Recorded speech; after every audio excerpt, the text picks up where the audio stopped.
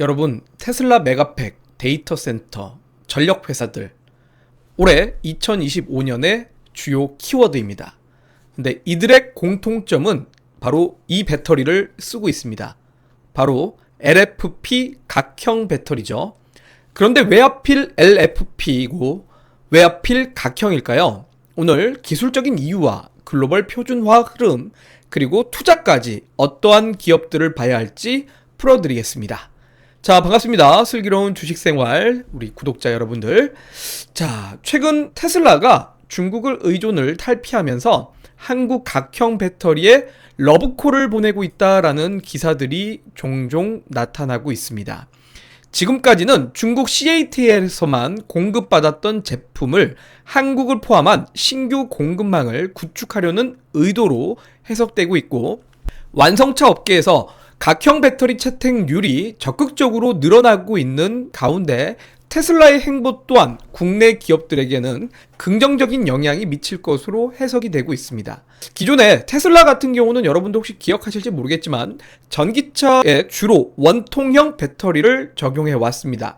그렇기 때문에 LG 에너지 솔루션과 일본 파나소닉에서 공급하는 원통형 배터리를 조달하거나 아니면 테슬라에 자체적으로 생산을 해왔고, 각형 배터리는 모델 Y 같은 일부 차종에게만 적용을 해왔고, 그 일부 차종에도 중국 CATL이라는 배터리 회사에서 전량 공급을 해왔습니다. 그런데 테슬라가 최근 들어서 각형 배터리를 도입을 확대하는 동시에 그 외에도 글로벌 완성차들이 각형 배터리를 채택을 점점 높이려고 하는데, 대표적으로 GM이라는 기업이 전기차에 파우치형 배터리를 그동안 탑재해왔으나 최근 들어서 각형 배터리를 공식적으로 채택화하겠다라는 이야기를 하고 있습니다. 그리고 폭스바겐의 경우 2030년까지 생산하는 전기차의 80%를 각형 배터리를 탑재하겠다라고 발표를 하며, 그동안 파우치형을 착용해왔던 볼보도 역시 각형 배터리를 비중을 늘리고 있다라는 소식이 들려오고 있습니다. 자, 그러면 여기서 이제 우리가 궁금증이 생길 수밖에 없습니다. 각형 배터리가 뭐고, 그동안 다른 글로벌 완성차들이 파우치형과 원통형을 이용해왔는데 그런 건 또 뭐냐? 이렇게 궁금증을 가질 수가 있을 것 같은데, 바로 폼팩터라고 부르는 배터리의 형태 이야기를 해봐야 될 것 같습니다. 배터리 형태 중에서 파우치형이 가장 기술적인 난이도가 높아서 한국 투자자들이나 한국 사람들이 야, 그래, 중국보다는 그래도 대한민국 2차 전지 기업들이 기술력이 좋지라고 하는 이유 중에 하나가 바로 이 파우치형 배터리를 국내 기업들이 그동안 주도해왔기 때문입니다. 파우치형은 다른 폼팩터들보다는 훨씬 더 높은 에너지 밀도를 갖고 있다라는 상당한 장점을 갖고 있습니다만, 큰 장점에 비해서 단점도 역시 크다라는 것이 조금 안 좋은 부분이죠.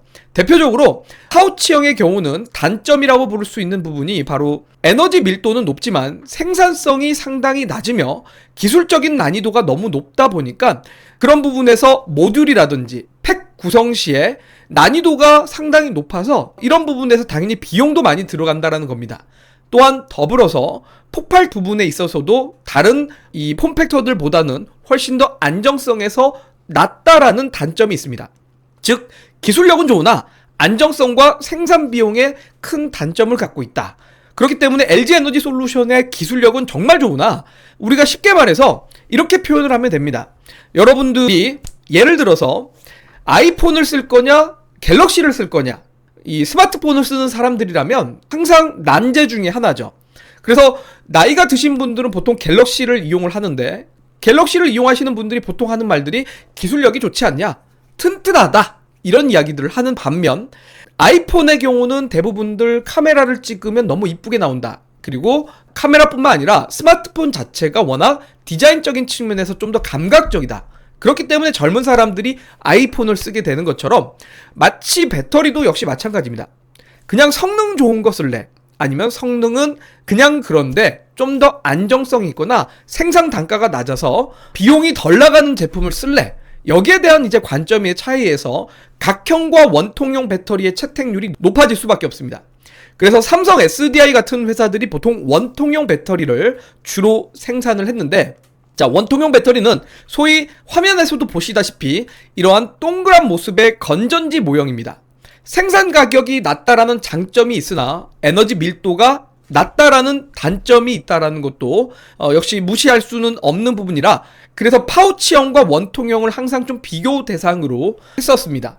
하지만 원통형의 또 단점으로는 전극의 생산성이 너무 높고, 또 여러가지 팩을 구성하기 위해서 셀을 연결을 많이 해야 되다 보니까 그런 부분에서 또 문제가 될 수 있으며, 또 만약에 여러 배터리들을 적층해서 넣는다고 쳤을 때 파우치형이나 각형은 쌓을 수가 있지만, 쌓으면서 빈 공간 없이 그만큼 면적 대비해서 많이 쌓을 수 있지만, 원통형은 이 둥그런 모형 때문에 이렇게 여러 가지를 쌓더라도 중간중간에 틈이 생길 수밖에 없고, 그렇기 때문에 같은 면적 대비해서 에너지 밀도가 더 낮아질 수밖에 없다라는 거죠. 자, 그렇기 때문에 최근에 각형 배터리가 부각을 받게 됩니다. 자, 각형은 화면에서도 보시듯이 직육면체 모양이라 컨테이너나 렉에 넣었을 때 공간 활용률이 상당히 높다라는 거고, 또한 280A와 300A 넘는 대형 셀을 쓰면 셀 수 자체가 줄어들고 그만큼 배선과 용접 포인트가 줄어들게 된다라는 장점을 갖고 있습니다. 이러다 보니 결합률이나 저항이라든지 조립 비용이 낮아질 수 있다라는 장점도 있으며, 파우치형 대비해서 폭발적인 부분에서도 열 관리가 훨씬 더 편합니다. 각형의 경우는 평평한 면 때문에 액냉 플레이트를 붙이기도 훨씬 더 쉽기 때문에 셀 사이에 방화 단열재를 넣기에도 상당히 좋다라는 점입니다. 그리고 UL9540A 같은 화재 전파 시험 통과율도 높아지고, NFPA 855 가치 규제에서도 설치 간격 완화 혜택을 받을 수가 있습니다. 또한 유지 보수도 강점이고, 각형 모듈은 렉 단위로 쉽게 빼고 교체할 수 있다는 점에서 상당한 장점이며, 데이터 센터 같은 곳에 결국은 가동률과 신속한 수리가 생명인데 이게 큰 장점이 될 수 있다는 점입니다. 자, 그렇기 때문에 최근 들어서 이 파우치형과 각형, 원통형 중에서 각형 배터리에 대한 채택률이 높아지는 이유입니다. 초기에는 당연히 에너지 밀도가 높은 배터리를 선호했지만 그만큼의 비용도 많이 나가게 되고 비싸다라는 단점과 그만큼 폭발성의 문제가 있기 때문입니다. 또한 더불어서 ESS라고 불리죠. 바로 테슬라 메가팩. 테슬라 메가팩이라는 거는 대용량 에너지 저장 장치로 테슬라 전용 저장 장치라고 볼 수 있습니다.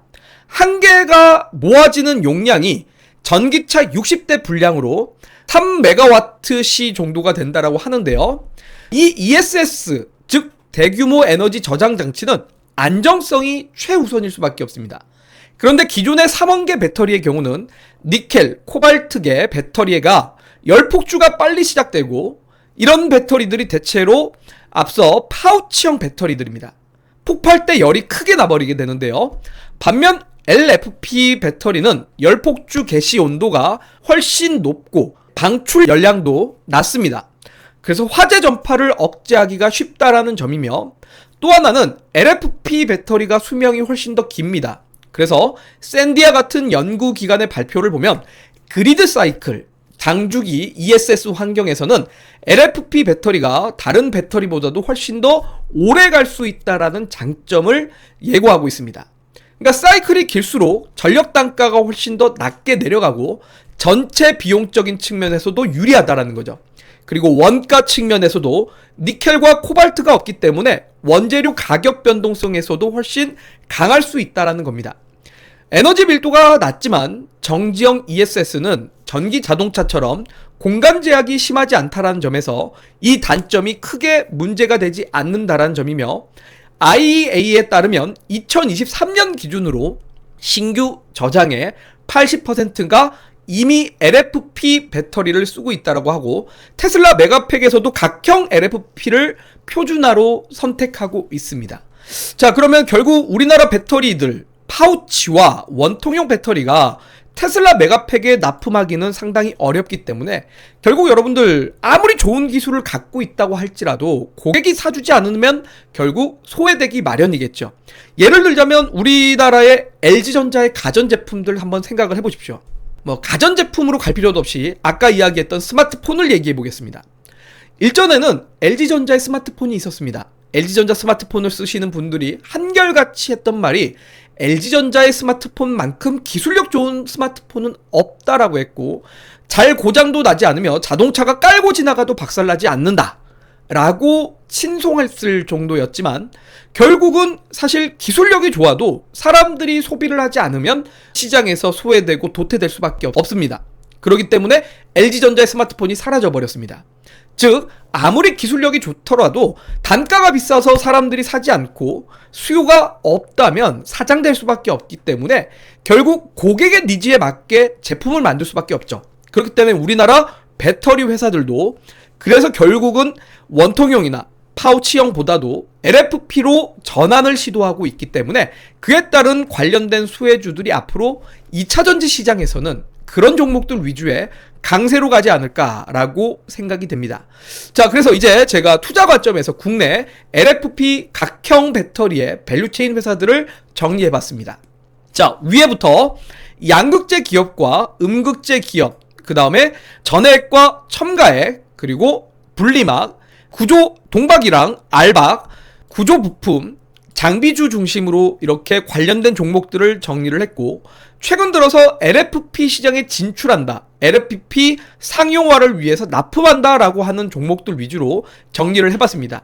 또한 이 중에서 제가 별표로 표시된 기업들은 여러 파트에 걸쳐 있는 멀티 수혜주라는 점에서 별표가 되어 있는 종목들 위주로 특히 여러분들이 꼭 기억을 하시고 이런 종목들 위주로 우선순위로 먼저 보시는 게 좋지 않을까라고 생각이 됩니다.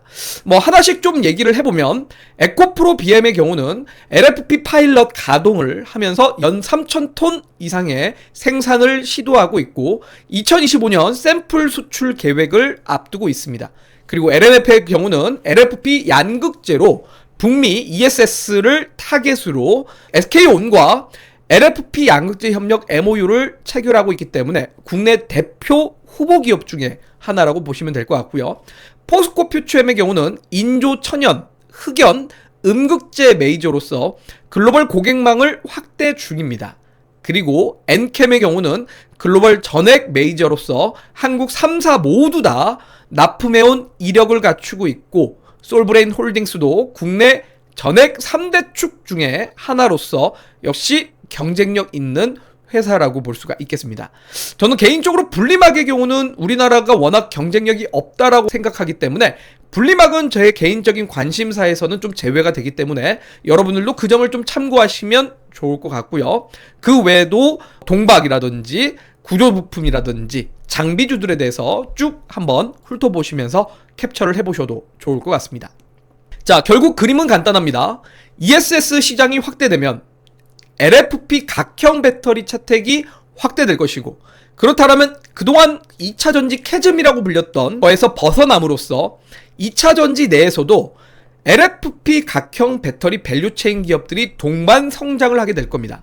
실제로 BNEF라든지 NREL 같은 곳에서도 이미 2022년부터 LFP 배터리에 대해서 ESS의 주류로 가정을 했고 2035년까지 이 흐름이 이어질 거라고 전망하고 있습니다. 그렇다면 북미와 유럽의 EPC 프로젝트 수주와 이러한 데이터 센터를 위한 ESS 쪽으로 한국 소재 기업들이 해외 매출을 크게 늘릴 수 있는 기회가 될 거라고 봅니다.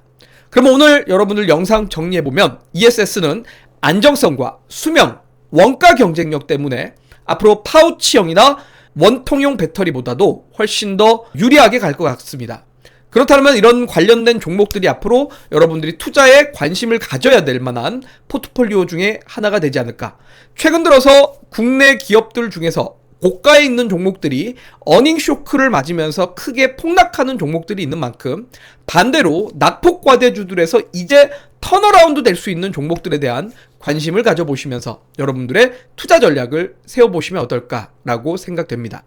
자, 오늘 영상 도움이 되셨다면 구독과 좋아요 잊지 마시고 저는 다음 영상에서 뵙도록 하겠습니다.